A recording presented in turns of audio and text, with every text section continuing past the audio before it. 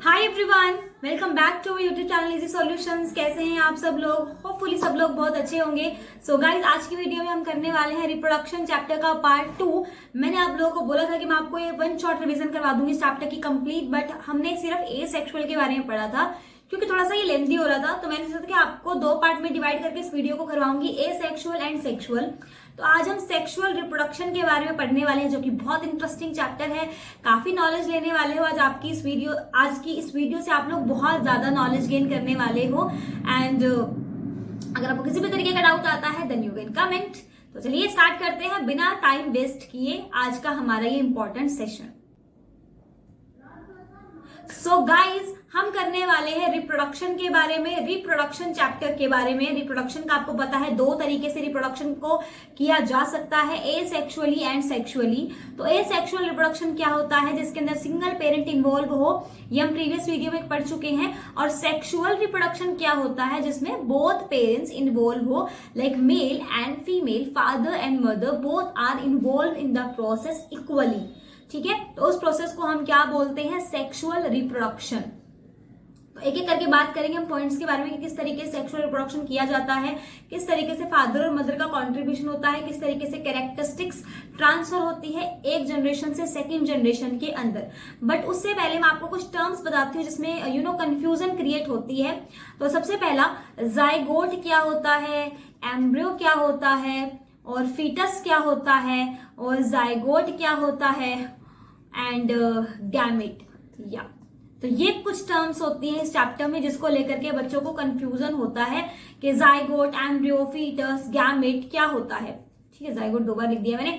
तो जाइगोट क्या होता है गाइस? जाइगोट होता है जब क्या किया जाता है? फ्यूजन होता है ना, जब मेल एंड फीमेल का जब फ्यूजन होगा उनके सेक्स सेल का, तो जाइगोट फॉर्म करता है। ठीक है, जिसको हम क्या बोलते हैं कि फर्टिलाइजेशन अकर कर चुका है। फर्टिलाइजेशन के बाद में जब एग और स्पर्म मिलते हैं तो उससे जो बनता है उसको हम क्या बोलते हैं? जाइगोट बोलते हैं। युगम, हिंदी में युगम बोलते हैं, इंग्लिश में हम जाइगोट बोलते हैं। एम्ब्रियो क्या होता है? जब जाइगोट डेवलप करना शुरू करता है तो वो एक एम्ब्रियो बनता है, यानी कि जिसको हम बोलते हैं भ्रूण। ठीक है, तो वो एम्ब्रियो है। फीटस क्या होता है? फीटस होता है एक डेवलप्ड बेबी, यानी बेबी नहीं बना है। देखो, डॉक्टर्स जब तक बच्चा बाहर ना आ जाए उसको बच्चा नहीं बोला जाता है। ठीक है, डॉक्टर्स नहीं बोलते हैं साइंटिफिक टर्म में, जब तक वो बाहर ना आए अपनी मदर वूम से तब तक हम उसको क्या बोलते हैं? फीटस ही बोलते हैं, बच्चा नहीं बोलते हैं, तो उसको फीटस बोलते हैं। गैमेट क्या होता है? गैमेट का मतलब होता है जो मेल और फीमेल की रिप्रोडक्टिव सेल है जिसके अंदर half number of chromosome present है, उसको हम क्या बोलते हैं? उसको हम गैमेट्स बोलते हैं। आगे बात समझ में? तो चलिए स्टार्ट करते हैं।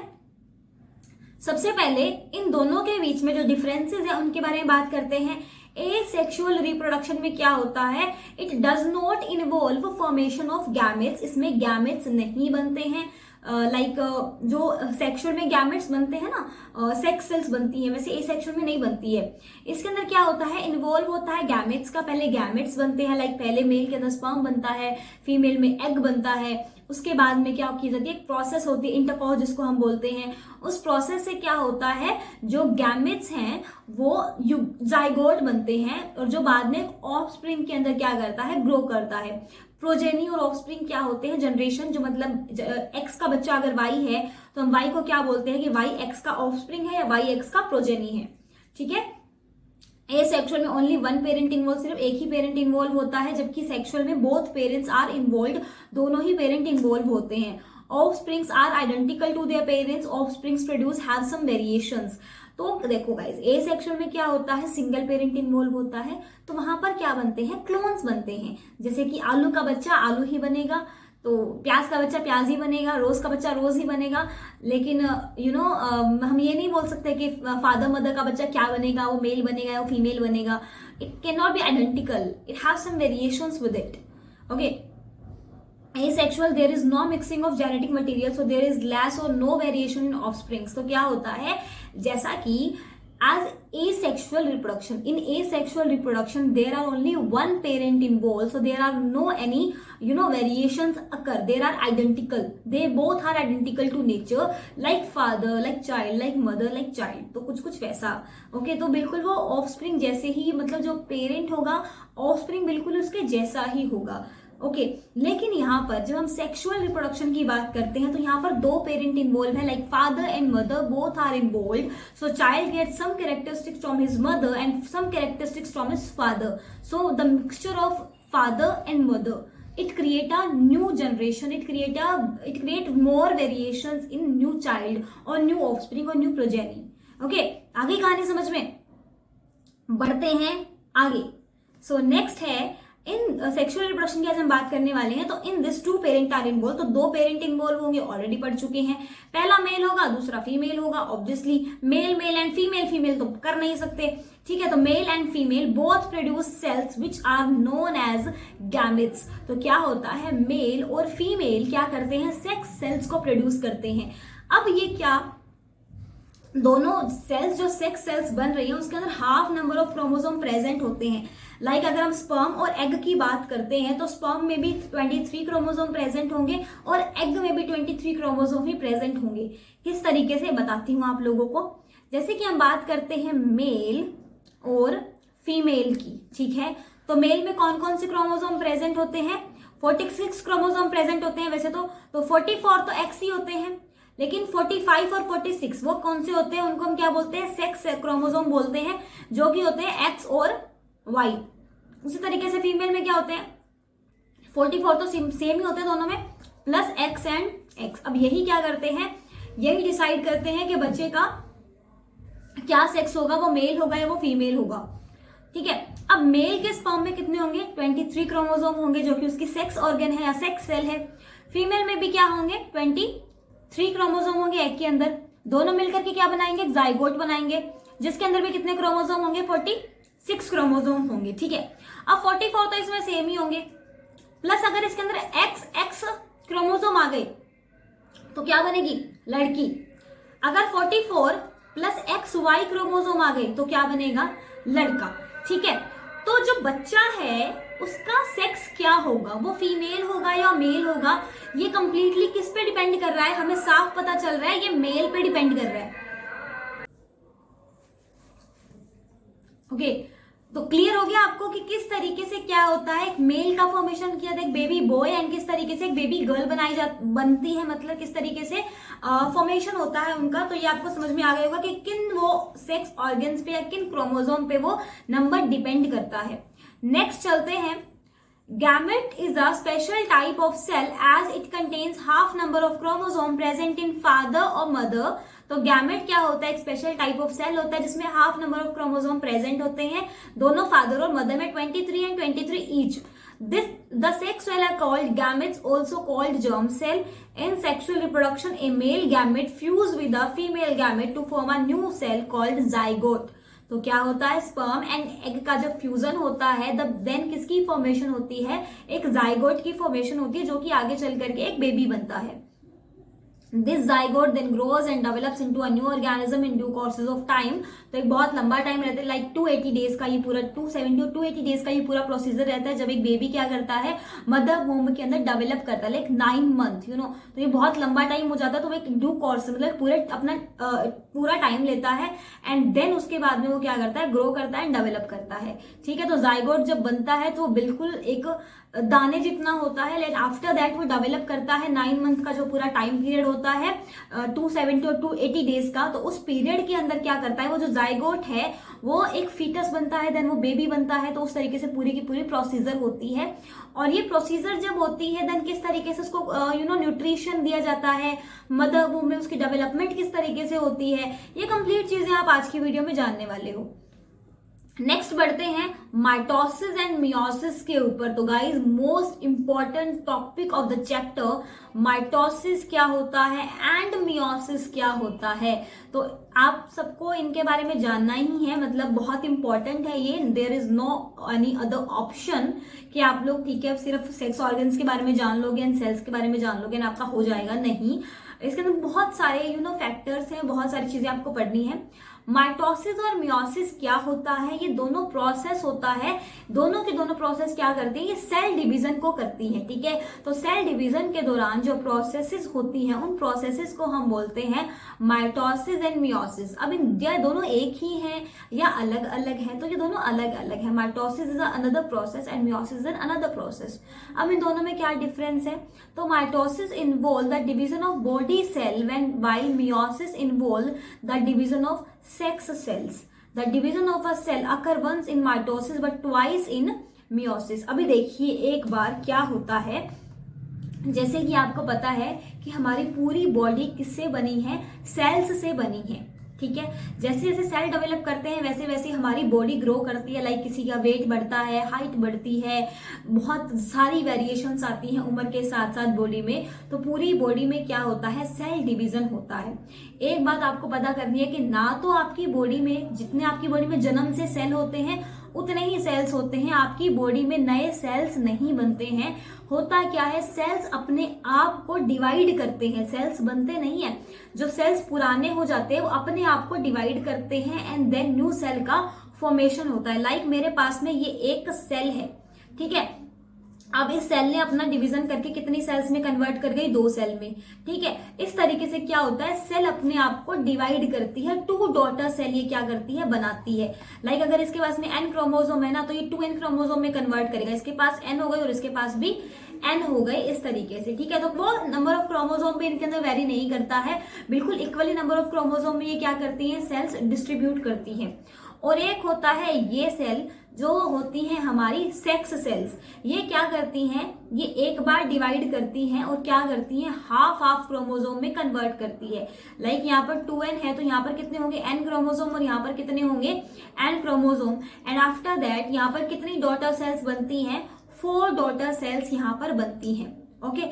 4 डॉटर सेल्स बनती हैं, जबकि माइटोसिस में ओनली 2 डॉटर सेल्स बनती है। तो ये है माइटोसिस जो आपकी पूरी बॉडी की सेल्स को डिवाइड करता है, और ये है मियोसिस जिसमें क्रोमोसोम का नंबर हाफ होता है। और ये प्रोसेस तभी होती है जब रिप्रोडक्शन करना होता है हमारी बॉडी को, तभी जो मियोसिस प्रोसेस है ये अकर करती है, सेल्स को डिवाइड करती है, ठीक है। इसको हम रिप्रोडक्टिव सेल बोलते हैं, उसको डिवाइड करती है ये, ठीक है। इनके बीच का एक बार डिफरेंस आप लोग देख लीजिए। Mitosis produce genetically identical sales. तो माइटोसिस क्या करती है? आइडेंटिकल सेल्स को प्रोड्यूस करती हैं। लाइक जैसे कि यहाँ पर आपको दिख रहे हैं इतने क्रोमोसोम है, तो यहाँ पर भी इतने क्रोमोसोम है, यहाँ पर भी इतने क्रोमोसोम है। वहां पर क्रोमोसोम का नंबर कोई कम नहीं हो रहा है, जबकि यहाँ पर क्या होते हैं? प्रोड्यूस जेनेटिकली यूनिक सेल्स, अलग सेल्स बनाती हैं ये। यहाँ पर आपको क्रोमोसोम के नंबर में एक फर्क दिख रहा है, ठीक है। यहाँ पर कितनी डॉटर सेल्स बनती है? 4 डॉटर सेल्स बनती है, और यहाँ पर 2 डॉटर सेल्स बनती है। Result in diploid cell or results in haploid cells. Take places throughout the organism's lifetime. ये प्रोसेस लाइफ टाइम चलती है। Take place only at certain times in an organism's life cycle. तो ये सिर्फ कुछ ही time पे प्रोसेस अकर करती है, क्योंकि बॉडी में हर दिन तो ये नहीं होती ना, मियोसिस प्रोसेस नहीं हो सकती। Involve in asexual reproduction, involve in sexual reproduction. तो माइटोसिस जैसे कि मैंने बता दिया कि नंबर ऑफ क्रोमोसोम क्या है? इक्वल है।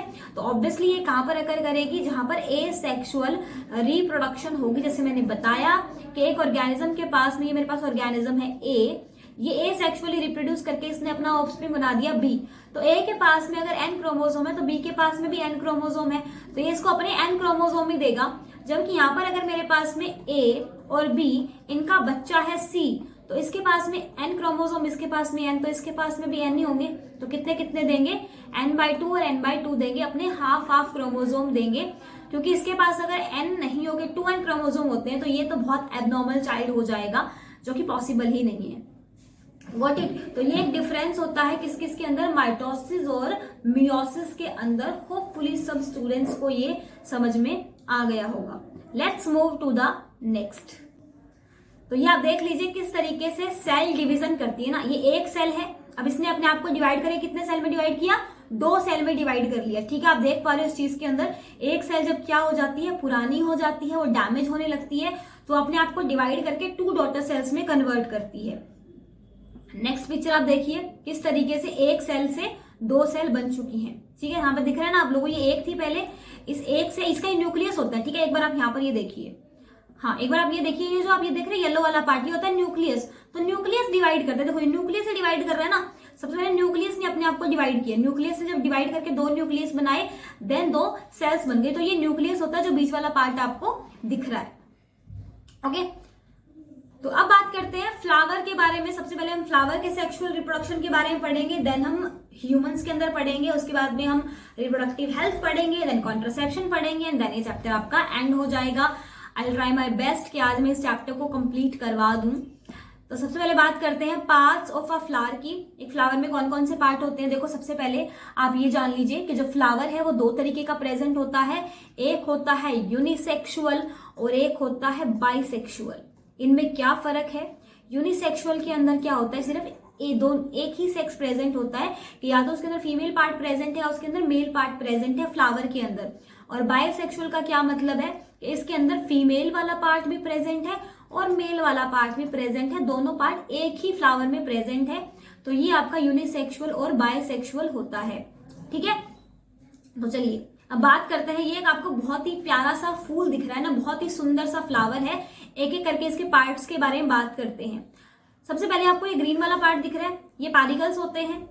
इसका कुछ खास काम नहीं होता, इसका काम इतना ही होता है कि ये होल्ड करके रखता है किसको, फ्लावर के पूरे ऊपर वाले पार्ट को। ठीक है, फ्लावर जो ये वाला जो मैं आपको फ्लावर दिखा रही हूं ना, ये कैसा है, ये बायसेक्सुअल है। बायसेक्सुअल का मतलब इसके अंदर मेल पार्ट भी प्रेजेंट है, यानी कि मेल ऑर्गन्स भी प्रेजेंट है और फीमेल ऑर्गन्स भी प्रेजेंट है। अब आपका जो मेल पार्ट होता है फ्लावर का, मेल ऑर्गन जो होता है, उसको हम क्या बोलते हैं, एंड उसको हम स्टेमन बोलते हैं। और फीमेल को क्या बोलते हैं, पिस्टल। फ्लावर की बात कर रही हूं मैं। फ्लावर में जो फीमेल ऑर्गन होते हैं उसको हम बोलते हैं पिस्टल, और जो मेल ऑर्गन होते हैं उसको हम बोलते हैं स्टेमन। स्टेमन में क्या क्या प्रेजेंट है, एंथर एंड फिलामेंट, एंड यहाँ पर क्या क्या प्रेजेंट है, स्टिग्मा, स्टाइल एंड ओवरी। ये है रिसेप्टिबल्स, ये सेपल, पेटल, ओव्यूल, एक एक करके सबके बारे में बात करेंगे। तो सबसे पहले बात करते हैं कि ये जो फूल पत्तियां होती है ये इतनी रंग बिरंगी क्यों होती है। तो ये इतनी रंग बिरंगी, इतनी सुंदर होती है ना, फूल कितना सुंदर लगता है देखने में। फ्लावर्स की पंखुड़ियां कितनी ही प्यारी होती है, कितनी मतलब बहुत अट्रैक्टिव होती हैं। अब ये इतनी ज्यादा अट्रैक्टिव क्यों होती है, इतनी सुंदर सुंदर कलरफुल बनाई जाती है। तो इसके पीछे का रीजन है, ये इंसेक्ट्स को अट्रैक्ट करने के लिए होती है। लाइक जो तितलियां होती हैं, जितने इंसेक्ट होते हैं जो फ्लावर के ऊपर रहते हैं, उनको अट्रैक्ट करता है ये। अब अट्रैक्ट क्यों करता है, उनका क्या काम है, अभी बताऊंगी आप लोगों को। तो सबसे पहले बात करते हैं एंथर और फिलामेंट। ये जो एंथर आपको दिख रहा है ना, इसके अंदर प्रेजेंट होते हैं क्या, पॉलन ग्रेन्स। बहुत क्लियरली आप इसको समझना। एंथर क्या होते हैं, जैसे मेल के अंदर टेस्टीज होती है ना जो स्पर्म प्रोडक्शन करती हैं, वैसे ही फ्लावर के अंदर एंथर होते हैं। इसके अंदर क्या प्रेजेंट होते हैं, कुछ ऐसे छोटे छोटे दाने प्रेजेंट होते हैं जिनको हम क्या बोलते हैं, पोलन ग्रेन्स बोलते हैं। जैसे मेल पार्ट के अंदर स्पर्म होता है, वैसे फ्लावर के अंदर क्या होता है, पोलन ग्रेन्स होता है। ठीक है, ये है स्टिग्मा और ये है पोलन ट्यूब। इस पोलन ट्यूब के थ्रू क्या होता है, जितने पोलन ग्रेन्स हैं वो इसके अंदर आते हैं ओवरी के अंदर। ठीक है, अब इस ओवरी के अंदर ये क्या है, ओव्यूल हैं। जैसे फीमेल के अंदर अंडे होते हैं ना, और एग्स होते हैं, वैसे यहाँ पर ओव्यूल्स हैं। अब देखिए, जैसे कि जो ह्यूमंस हैं वो इंटरकॉर्स करते हैं, बट फ्लावर ऐसा नहीं कर सकते। तो फ्लावर्स का जो मेल पार्ट है, जिसकी पोलन ग्रेन्स है, मेल जो सेक्स ऑर्गन है, वो फीमेल के अंदर कैसे पहुंचाया जाए, तो ये एक बार समझिए। तो जो ये पोलन ग्रेन्स हैं, ये जो इंसेक्ट होंगे, वो इंसेक्ट क्या करते हैं, वो यहाँ पर बैठ जाते हैं क्योंकि ये अट्रैक्ट करती है उनको। जैसे कि बटरफ्लाई है, वो यहाँ पर बैठ गई इस एंथर के ऊपर, और उस बटरफ्लाई के क्या चिपक जाते हैं, पोलन ग्रेन्स उसके चिपक जाते हैं पैरों पर। उसके बाद जब ये यहाँ से स्टिग्मा के पास बैठेगी तो पोलन ग्रेन्स क्या हो जाएंगे, स्टिग्मा उसको स्टिक कर लेगा, एंड देन पोलन ट्यूब के थ्रू वो कहाँ चले जाएंगे, वो चले जाएंगे ओवरीज के अंदर। और ओवरीज के अंदर क्या प्रेजेंट है, ओव्यूल प्रेजेंट है, और वो वहां पर क्या हो जाएगा, फ्यूजन हो जाएगा, एंड देन क्या हो जाएगा, रिप्रोडक्शन हो जाएगा। आगे पूरी की पूरी कहानी समझ में क्या चीज होती है फ्लावर्स के अंदर। तो ये पूरा का पूरा आपका फ्लावर वाला पार्ट है, आपको इतना ही याद रखना है। तो ये तो होता है क्या, सेल्फ पोलिनेशन। ये क्या होता है, इसको हम बोलते हैं सेल्फ पोलिनेशन। अब आता है क्रॉस पोलिनेशन। लेकिन उससे पहले हम बात करते हैं। तो देखिए सबसे पहले the plants in which the sex organs are carried with in the flower are called angiosperms. तो जो प्लांट है which is sex organs are carried with the flower, जिसके अंदर जो सेक्स ऑर्गन्स हैं वो फ्लावर के अंदर कैरिड हैं ऑलरेडी, उनको हम क्या बोलते हैं? एंजियोस्पर्म। नेक्स्ट है angiosperm are commonly known as flowering plant. तो हम एंजियोस्पर्म किसको बोलते हैं? फ्लावरिंग पार्ट, जो फ्लावर होता है ना, जो जिस प्लांट के ऊपर फ्लावर्स निकलते हैं उसको हम क्या बोलते हैं? एंजियोस्पर्म बोलते हैं। ठीक है, नेक्स्ट है the flowering plants reproduce by sexual reproduction method. तो जो फ्लावरिंग प्लांट होते हैं, जिनके फ्लावर्स होते हैं, वो प्लांट कैसे रिप्रोड्यूस करते हैं? सेक्सुअल रिप्रोडक्शन के द्वारा वो क्या करते हैं? रिप्रोडक्शन करते हैं। This implies two sexes male and female are involve in reproduction in flowering plant. तो यहाँ पर दो सेक्स प्रेजेंट होंगे, मेल एंड फीमेल। बाइसेक्सुअल भी हो सकता है और ये यूनिसेक्सुअल भी हो सकता है। ये यूनिसेक्सुअल था तो यहाँ पर सेल्फ पोलिनेशन हो गई। पोलिनेशन का मतलब क्या है? जो हम अगर ह्यूमंस के अंदर इंटरकॉर्स बोलते हैं ना, तो यहाँ पर इसको पोलिनेशन बोला जाता है। Got it? The next one is, अब हम बात करते हैं क्रॉस पोलिनेशन की। तो क्रॉस पोलिनेशन कब होता है और कैसे होता है? तो क्रॉस पोलिनेशन तब होता है जब एक फ्लावर के अंदर दोनों सेक्स प्रेजेंट ना हो, वो यूनिसेक्सुअल हो, यानी या तो उसके अंदर मेल पार्ट प्रेजेंट है या उसके अंदर फीमेल पार्ट प्रेजेंट है। तो यहाँ पर देखिए, या फिर दोनों से भी हो सकता है। लाइक जैसे एक फ्लावर है, जैसे यहाँ पर आप देखिए ये फ्लावर्स है और इस फ्लावर में यहाँ पर आपको दिख रहा है ये फीमेल पार्ट भी है और ये मेल पार्ट भी है, और इस फ्लावर में भी दोनों पार्ट है, बट फिर भी क्रॉस पोलिनेशन हो सकता है। कैसे होगा देखो। अब देखो ये है पोलन ग्रेन्स, इसके अंदर आपको पता है पोलन ग्रेन्स है इसके अंदर, किसके अंदर? एंथर के अंदर। तो ये एंथर से पोलन ग्रेन्स लिए, किसने लिए? इस पॉलिनेटर ने लिए। ये जो इंसेक्ट है ये पॉलिनेटर है, ये यहाँ पर बैठा, इसके चिपक गए और ये क्या गया? पोलन को लेकर के दूसरे फ्लावर के स्टिग्मा पे जाके बैठ गया। अब इस स्टिग्मा पे बैठ गया तो ये जो पोलन ग्रेन्स है ये इस स्टिग्मा के अंदर जाकर क्या करेंगे? फर्टिलाइजेशन करेंगे। तो यहाँ पर फर्टिलाइजेशन अगर करेगा और रिप्रोडक्शन हो जाएगा। आगे कहानी समझ में कि किस तरीके से क्रॉस पॉलिनेशन होता है। यहाँ पर ना बीच में क्यूपिड होता है, जैसे क्यूपिड नहीं होता दो प्यार करने वालों को मिलाने वाला क्यूपिड, वो तीर मारता था एकदम से, और तीर मारते मतलब प्यार की भावनाएं जाग जाती थी। तो समथिंग कुछ वैसा यहाँ पर हो रहा है कि ये पॉलिनेटर बीच में क्यूपिड का काम कर रहा है। ठीक है, इन दोनों को मिलवा रहा है, ये खुद से नहीं मिल पा रहे हैं। अच्छा, क्या ये एक ही तरीका है? तो नहीं है, एक ही तरीका नहीं है पॉलिनेटर का। ये अगर हवा चल रही हो, आंधी चल रही हो, तो उस वजह से भी ये ट्रांसफर हो सकता है। ठीक है, पूरी की पूरी बात आ गई समझ में प्लांट्स के बारे में। तो चलिए अब हम बढ़ते हैं। ये देखिए पॉलिनेशन इस तरीके से भी किया जाता है। फ्लावर 1 से इसने उठाए और फ्लावर 2 पे ये लेकर के चला गया, इसको हम बोलते हैं क्रॉस पॉलिनेशन। ये बटरफ्लाई आई, इसने यहाँ से पॉलन ग्रेन्स उठाए और दूसरे फ्लावर पे जाकर के बैठ गई और वहां से उसने उसको दे दिए। ठीक है, समझ में आ गया बात? मजा नहीं आ रहा है। ओके, अब नेक्स्ट बढ़ते हैं किसके ऊपर? ह्यूमन रिप्रोडक्टिव सिस्टम के ऊपर आ जाते हैं भाई अभी। ठीक है, अभी ह्यूमन रिप्रोडक्टिव सिस्टम के बारे में पढ़ेंगे तो हम सबसे अभी मजा आएगा ना भिड़ो। पहले बात करेंगे मेल रिप्रोडक्टिव सिस्टम के बारे में, और फिर हम बात करेंगे फीमेल के बारे में, फिर हम बात करेंगे रिप्रोडक्टिव हेल्थ के बारे में, देन कॉन्ट्रासेप्शंस के बारे में। चलिए, तो गाइस बहुत डिटेल में तो आप लोगों को नहीं करना है, हमें सिर्फ एग्जाम क्रैक करें उतना हमें पढ़ना है, लेकिन स्टिल आपको इन चीजों के बारे में नॉलेज भी होनी चाहिए क्योंकि ये बहुत ज्यादा जरूरी है। सेक्स एजुकेशन हर किसी को होनी चाहिए। तो हम बात करते हैं मेल रिप्रोडक्टिव सिस्टम के बारे में और फीमेल सिस्टम के बारे में। उससे पहले मैं आप लोगों को कुछ चीजें बता देती हूँ, जैसे कि क्या होता है कि हमारी बॉडी किसी भी फीमेल या किसी भी मेल की बॉडी रिप्रोडक्शन के लिए कब रेडी होती है, क्या एज सही होती है, किस एज में आपकी बॉडी आपको तैयार करती है रिप्रोडक्शन के लिए। तो क्या होता है, जैसे ही प्यूबर्टी को हिट करते हैं ना, एक मेल और फीमेल जैसे ही प्यूबर्टी को हिट करते हैं, प्यूबर्टी की एज क्या होती है 12, 13, आजकल तो मतलब 10 साल के बच्चे बोलते हैं कि हम तो बहुत मतलब प्यूबर्टी एज में आ चुके हैं। तो आजकल तो 10 साल के बच्चे बोलते हैं, लेकिन एक्चुअल जो प्यूबर्टी की एज होती है वो 12 से 13 साल के बीच के 14 साल तक के बच्चे जो है उसको हम प्यूबर्टी एज बोलते हैं। तो जैसे ही वो प्यूबर्टी को हिट करते हैं वैसे ही उनकी बॉडी के अंदर काफी कुछ चेंज होने लग जाता है। सिर्फ बॉडी के अंदर ही नहीं, उनके जो माइंड सेट है वो भी पूरा का पूरा बदलने लग जाता है। हम बात करेंगे कुछ चीजों के बारे में आज। तो सबसे पहले बात करते हैं कि बॉडी के अंदर क्या कुछ चेंज आते हैं। तो एक एक करके पहले मैं मेल के बारे में बात करती हूँ। तो मेल की बॉडी में क्या होता है, मेल की बॉडी में जो टेस्टोस्टेरोन हार्मोन होते हैं ना, तो उससे क्या होता है, मेल बॉडी है उसके अंदर दाढ़ी की ग्रोथ हो जाती है, दाढ़ी मूंछों की ग्रोथ होने लग जाती है ना, आवाज थोड़ी सी हैवी हो जाती है, एंड आपके जो हाथ पैर हैं वो थोड़े से कड़क होने लग जाते हैं। आपको फील आता है अंदर से कि हाँ अभी हम एक लड़कों वाला पूरा का पूरा हमारा जो शरीर है वो डेवलप कर रहा है। अभी लड़कियों जैसा नहीं रहा ना, बचपन में क्या होता है जैसा लड़कों का शरीर होता है वैसे ही लड़कियों का शरीर होता है, कोई ज्यादा डिफरेंस नहीं होता, दोनों के हाथ पैर बहुत सॉफ्ट होते हैं। लेकिन जैसे आप प्यूबर्टी को हिट करते हो वैसे ही लड़कों की दाढ़ी मूंछ आनी शुरू हो जाती है, उनकी आवाज हैवी हो जाती है, उनके हाथ पैर बहुत ज्यादा एकदम से हार्ड हो जाते हैं। तो उस तरीके के कुछ चेंजेस मेल में देखने को मिलते हैं। एंड आपकी बॉडी के ऊपर जो अनवांटेड हेयर्स होते हैं, तो अनवांटेड हेयर्स की भी ग्रोथ स्टार्ट हो जाती है आपके प्राइवेट बॉडी पार्ट पे, एंड आपकी पूरी बॉडी के ऊपर हेयर ग्रो करना शुरू कर जाते हैं।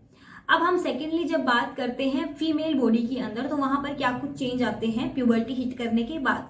तो सबसे पहले जो फीमेल बॉडी पार्ट है वो अपने आप को ग्रो करना शुरू कर देता है, लाइक जो हिप अराउंड एरिया होता है वो अपने आप को ग्रो करना स्टार्ट करता है, क्योंकि आगे चल करके एक बेबी को होल्ड करने के लिए जितना एरिया सफिशिएंट होना चाहिए, तो उस तरीके से बॉडी अपने आप को डेवलप करने लग जाती है, ब्रेस्ट डेवलपमेंट होने लग जाती है।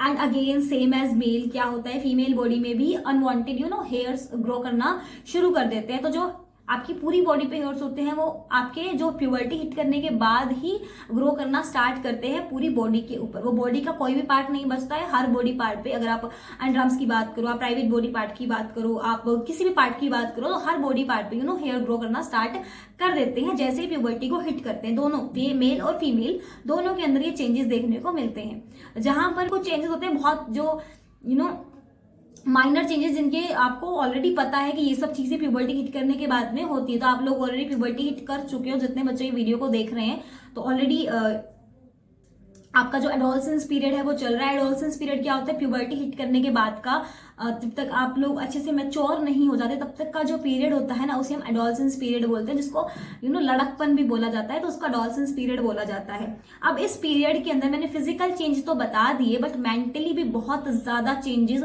हो जाते हैं। मतलब इस उम्र में आकर के जो ये प्यूबर्टी हिट करने के बाद एज होती है, इसके अंदर आपका माइंड सेट भी कंप्लीटली चेंज करता है। किस तरीके से, मतलब ऐसा लगता है ना कि हमें बस खुला छोड़ दो, हमें कोई कुछ मत कहो, हमें अपने मन का करने दो, हमें तो कोई रोके टोके नहीं, हमें सारी समझ आ चुकी है दुनिया की, कुछ वैसा माइंड सेट हो जाता है।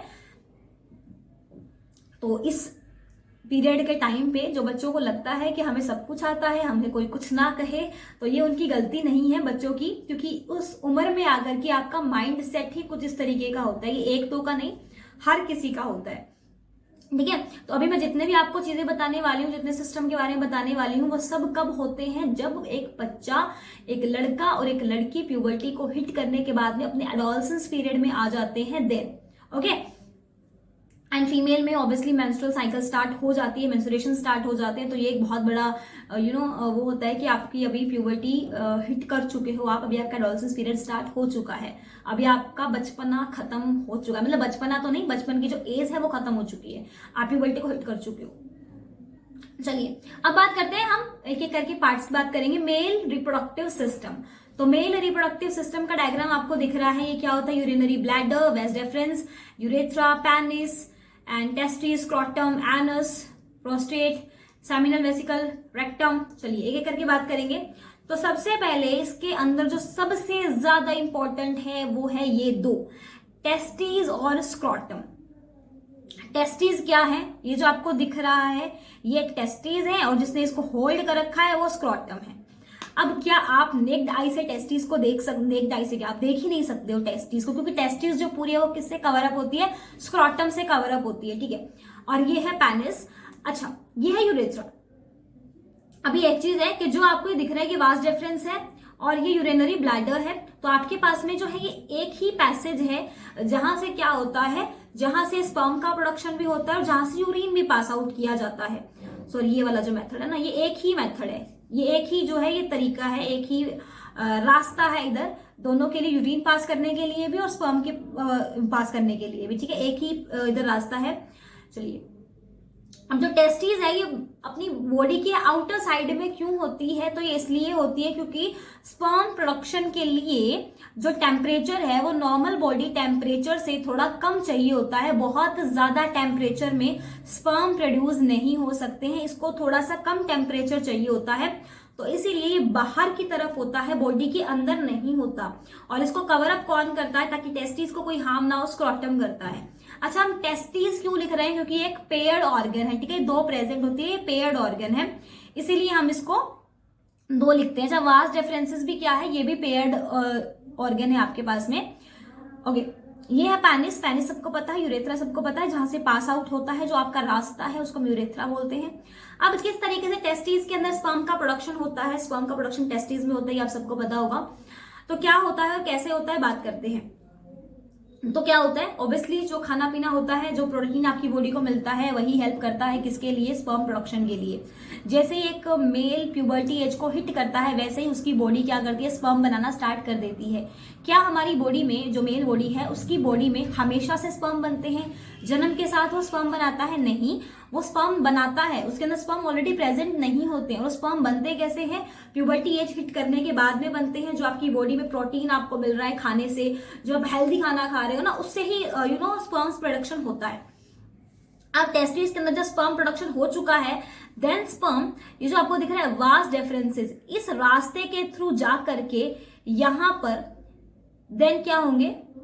इस तरीके से यूरेथ्रा के थ्रू बाहर निकलेंगे। स्पर्म का इस तरीके से क्या होगा? प्रोडक्शन होगा और इस तरीके से उसका पास ऑन होगा। अब जो स्पर्म है, अच्छा यहां पर इसका क्या स्पर्म अकेला इस रास्ते से जा सकता है? तो होता है ना कि जैसे कि हम कहीं बाहर जा रहे तो मम्मी साथ में खाना वाना पैक करके देती है कि बेटा चलो रास्ते में खा लेना। तो वैसे ही क्या होता है, स्पर्म को भी खाना दिया जाता है, एक लिक्विड इसको दिया जाता है। तो लिक्विड क्या होता है? वो लिक्विड एक प्रोटीन होता है, किसके लिए? स्पर्म के लिए। क्योंकि स्पर्म को टेस्टिस से जाने के लिए स्पर्म काफी टाइम लेता है, उसको काफी दिन लग जाते हैं, वो काफी टाइम लेता है। काफी टाइम तक स्पर्म प्रोडक्शन के बाद में बॉडी के अंदर होल्ड रह सकता है, महीने तक, ठीक है, मतलब 15-20 दिन के लिए वो आराम से होल्ड कर सकता है। तो देन क्या होता है कि यहाँ पर जो लिक्विड है स्पर्म के साथ में, वो उसको न्यूट्रिशन देने का काम करता है और वो जो क्या करता है, पूरी जर्नी को इजी बनाता है, स्लिपरी बनाता है वो पूरे प्रोसेस को। तो उस तरीके से जो स्पर्म है वो इजीली क्या कर सकता है, वो वास डिफरेंसेस के थ्रू जा सकता है अपने पूरे पाथ पे, ठीक है। और ये एनएस तो आप लोगों को पता है स्टूल पास करने के लिए, एंड बस देन इतना ही आपको ध्यान रखना है। उसके अलावा आप लोगों को ज्यादा पढ़ने की जरूरत नहीं है। आप थोड़ा लेबलिंग का ध्यान रखना है कि वेस्ट डिफरेंसेस कहाँ है, यूरेथ्रा कहाँ है, पेनिस कहाँ है, टेस्टिस कहाँ है, स्क्रोटम कहाँ है, इन चीजों का ध्यान रखना, then it's completely fine. Okay, बस ये ध्यान रखना कि जो टेस्टिस हैं वो स्पर्म प्रोडक्शन के लिए उनको टेम्परेचर हमारी नॉर्मल बॉडी से थोड़ा सा कम टेम्परेचर देना पड़ता है। अब बात करते हैं कि स्पर्म प्रोडक्शन जो है वो कितनी एज तक होगा। तो ऐसा कुछ नहीं होता, मेल बॉडी के अंदर कोई रिस्ट्रिक्शंस नहीं होते कि इस एज के बाद में आपकी बॉडी टेस्टिस हैं वो स्पर्म बनाना बंद कर देगी, ऐसा नहीं होता है। मेल बॉडी के अंदर लाइफ टाइम स्पर्म प्रोडक्शन हो सकता है, बस उसकी क्वालिटी में फर्क आता है कि पहले बहुत ज्यादा बनते हैं, बाद में बहुत कम हो जाते हैं। और जैसा कि उनको बहुत लोअर टेम्परेचर चाहिए होता है बॉडी से, तो अगर बहुत टाइम तक टाइट कपड़े पहन करके रखे जाए या उसको बिल्कुल बहुत ज्यादा टेम्परेचर दिया जाए, उसको गर्मी में रखा जाए, आपकी टेस्टिस को अगर आप मोस्टली टाइट कपड़े पहन करके रखते हो, देन वो अफेक्ट करता है स्पर्म प्रोडक्शन को लेकर के। देन स्पर्म प्रोडक्शन या स्पर्म काउंट बहुत कम होने के चांसेस हो जाते हैं अगर आप बहुत टाइम तक टाइट कपड़े पहन करके रखते हो या रात को भी बहुत टाइट कपड़े पहन करके सो रहे हो, तो वो किसी ना किसी तरीके से बॉडी को अफेक्ट करेगा। बढ़ते हैं नेक्स्ट टॉपिक के ऊपर। नेक्स्ट है टेस्टोस्टेरोन। क्या होता है? टेस्टोस्टेरोन हार्मोन होता है मेल बॉडी के अंदर जो कि रेगुलेट करता है स्पर्म फॉर्मेशन को। और टेस्टोस्टेरोन हार्मोन अगर फीमेल बॉडी में बढ़ जाए, ये भी एक होता है ना चांस, मैं आपको बताती हूँ एक बार, जस्ट अ सेकेंड। हाँ जी, टेस्टोस्टेरोन हार्मोन क्या होता है? ये फॉर्मेशन ऑफ स्पर्म को हेल्प करता है और आपकी जो मेल बॉडी के अंदर जो दाढ़ी की ग्रोथ होती है, जो मूंछों की ग्रोथ होती है ना, जो हैवी बियर्ड होती है, वो टेस्टोस्टेरोन हार्मोन की वजह से ही होती है। अच्छा, एक मैंने आपको एक वीडियो बना रखी है किसके ऊपर, पीसीओडी के ऊपर, है ना। पीसीओडी क्या होता है? पॉलीसिस्ट ओवेरी डिजीज, ठीक है। पॉलीसिस्ट ओवेरी डिजीज क्या होता है? अगर ओवरी के अंदर सिस्ट बनने स्टार्ट हो जाए तो उसको हम पॉलीसिस्ट ओवरी डिजीज बोलते हैं।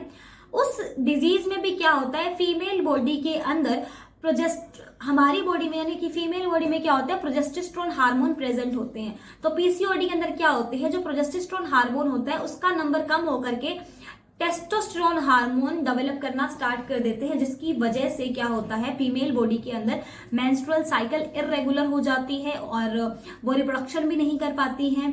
उसके अलावा हम जो बॉडी हेयर्स हैं वो बहुत रैपिडली ग्रो करते हैं, मतलब फेशियल हेयर बहुत हैवीली ग्रो करते हैं। तो उस चीज के पीछे भी यही एक रीजन होता है कि फीमेल बॉडी में पीसीओडी के दौरान क्या होता है, टेस्टोस्टेरोन हार्मोन की प्रोडक्शन ज्यादा होने लग जाती है बजाय कि प्रोजेस्टेरोन हार्मोन के लिए। ठीक है, आगे कहानी समझ में पूरी। बढ़ते हैं नेक्स्ट। अब आते हैं फीमेल रिप्रोडक्टिव सिस्टम को लेकर के। तो फीमेल रिप्रोडक्टिव सिस्टम तो बहुत ही सिंपल है, बहुत इजी है। आपको दिख रहा है ये है यूट्रस एंड ये है आपका cervix, this is cervix, this is uterus and this is ovaries and this is fallopian tube. ये फेलोपियन ट्यूब है जिसके थ्रू क्या होता है, स्पर्म अंदर जाता है ना। तो ये फेलोपियन ट्यूब है, ये आपकी ओवरी है, ये आपका यूट्रस है, ये आपका वजाइना है एंड इसको हम जो बोलते हैं इसको बोलते हैं वल्वा। ये जो बाहर वाला पार्ट होता है ना जो हम देख सकते हैं उसको हम बोलते हैं वल्वा, और जो पार्ट है जिसको हम नहीं देख सकते वो होता है वजाइना। उसके अंदर ये होता है सर्विक्स, ये होता है आपका सर्विक्स। इसके बाद में यहाँ पे बंद होता है, यहीं पे बंद होता है ना, यहीं पे बंद होता है, इसके अंदर कोई पार्ट नहीं जा सकता, सर्विक्स। ओके, चलिए बात आगे समझ में। ये पूरे के पूरे मैंने आपको लेबलिंग बता दी है। अब एक एक करके बात करते हैं। तो सबसे पहले क्या होता है, सबसे पहले हम बात करते हैं ओवरीज के बारे में। इनके अंदर प्रेजेंट होते हैं एग, तो इसको थोड़ा समझिए। अब मेल रिप्रोडक्टिव सिस्टम के अंदर मैंने आपको बताया वहां पर क्या होती है, स्पर्म फॉर्मेशन होती है। ठीक है, उसी तरीके से यूट्रस के अंदर क्या होता है, सॉरी ओवरी के अंदर क्या होता है, एग का प्रोडक्शन होता है। अब जैसे मेल बॉडी पार्ट के अंदर स्पर्म का फॉर्मेशन जो है वो प्यूबर्टी हिट करने के बाद होता है, वैसे ही क्या औरतों के अंदर, क्या फीमेल के अंदर भी एग का जो फॉर्मेशन है वो प्यूबर्टी हिट करने के बाद आएगा? तो ऐसा नहीं है। जब लड़कियां पैदा होती है ना तो वो दो ओवरीज के साथ में पैदा होती है जिनके अंदर बहुत सारे अंडे जन्म से ही प्रेजेंट होते हैं, ऑलरेडी उसके अंदर प्रेजेंट होते हैं। होता क्या है, जब लड़कियां प्यूबर्टी की एज को हिट करती है, जैसे ही उन्होंने प्यूबर्टी को हिट किया, जब जैसे इनका मेंस्ट्रुअल साइकिल स्टार्ट हो गया, वैसे ही इन एग्स ने मैच्योर होना स्टार्ट कर दिया। ये होते जन्म से हैं, बहुत सारे एग्स प्रेजेंट होते हैं, लेकिन जैसे जैसे हमें प्यूबर्टी आनी, प्यूबर्टी की एज को हिट करने के बाद जैसे ही मेंस्ट्रुएशन स्टार्ट हो जाता है, वैसे हर महीने एक एग मैच्योर होता है। 28 दिन का पूरा साइकिल होता है, 28 डेज का। एक एग ने मैच्योर किया, ठीक है, वो एग मैच्योर होकर के क्या हो गया, वो रेडी हो जाता है किसके लिए, फर्टिलाइजेशन के लिए। जैसे ही उसको स्पर्म मिल जाए तो वो क्या कर जाएगा, फर्टिलाइज कर करके ये यूट्रस के अंदर क्या बना देगा, जाइगोट बना देगा। लेकिन अगर उसको स्पर्म नहीं मिलेगा तो वो इस यूट्रस के रास्ते से क्या हो जाएगा, वजाइना के थ्रू बाहर निकल आएगा। किसकी फॉर्म में, ब्लड की फॉर्म में, जिसको हम मेंसुरेशन बोलते हैं। ठीक है, अगर उसको क्या मिल जाए, स्पर्म मिल जाए तो फर्टिलाइज कर जाएगा, लेकिन अगर उसको स्पर्म नहीं मिले तो क्या हो जाएगा, फिर वो बाहर निकल आएगा। किसकी फॉर्म में, ब्लड की फॉर्म में। ठीक है, जिसको मेंसुरेशन बोलते हैं। हमारे पास में दो ये क्या है, प्रेजेंट होती है ओवरीज। अगर क्या हो जाए, एक दिन इन सारे अंडे खत्म हो जाए तो बिल्कुल हो सकता है ऐसा, जिस एज को मेनोपॉज की एज बोलते हैं। मेनोपॉज क्या होता है, 55 या 60 की एज में लड़कियों के सारे एग खत्म हो जाते हैं, तब उनको मेंसुरेशन होना बंद हो जाता है। ठीक है, पहले जो ये एज थी वो 55 to 60 एज होती थी, लेकिन अब जो हमारा लाइफस्टाइल है, जो हमारा मॉडर्न हम बहुत ही अनहेल्दी जितना भी खा रहे हैं, तो अब ये क्या हो चुका है, अब हमारी जो ये मेनोपॉज की एज है वो लगभग 45 या कईयों में तो 40 भी हो चुकी है। मतलब 40 एज के बाद में या 45 एज के बाद में फीमेल का रिप्रोडक्शन करना थोड़ा सा टफ हो जाता है, क्योंकि आज का जो अनहेल्दी लाइफस्टाइल है उसके अकॉर्डिंग ये चीजें हैं। बट एक हेल्दी लाइफस्टाइल अगर हम जी रहे हैं तो एक जो एक एवरेज एज है मेनोपॉज की वो 55 to 60 है। ओके, अच्छा, इसके पीछे एक और रीजन ये भी है कि जो पहले का टाइम था जब हम बहुत ज्यादा हेल्दी खाना खाते थे, तब जो मेंसुरेशन स्टार्ट होता, जिसको मोनार्क बोलते हैं, मोनार्क की जो एज थी वो 15+ थी।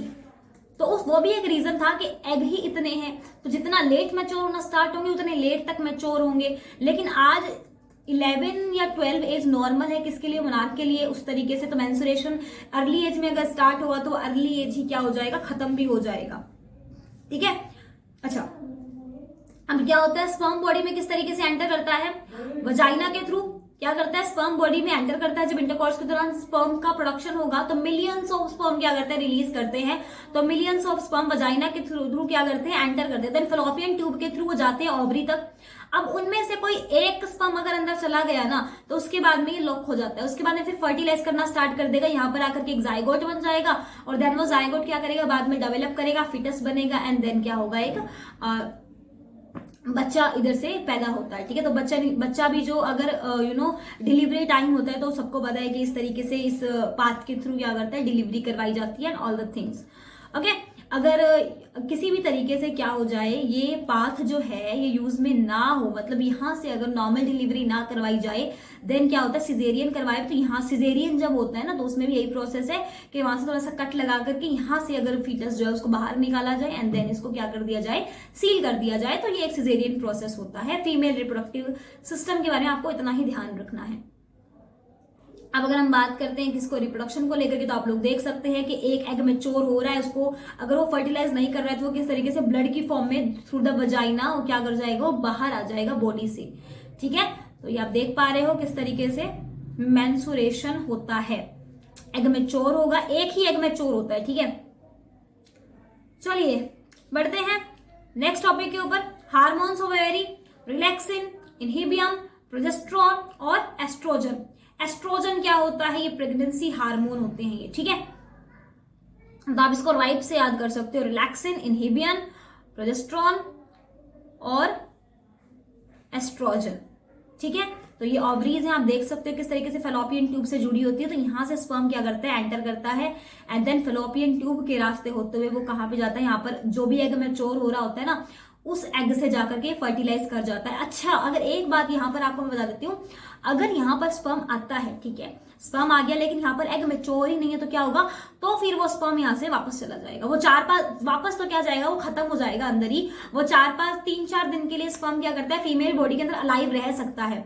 एक बार स्पर्म ने एंटर कर लिया ना तो वो 3-4 दिन तक जिंदा रहेगा। अगर उन 3-4 दिनों के अंदर अंदर कोई भी एग मैच्योर हो जाता है तो फर्टिलाइजेशन हो जाएगा, लेकिन अगर वहां पर एग मैच्योर नहीं होता है तो फिर वो स्पर्म क्या हो जाएगा, अपने आप ही खत्म हो जाएगा।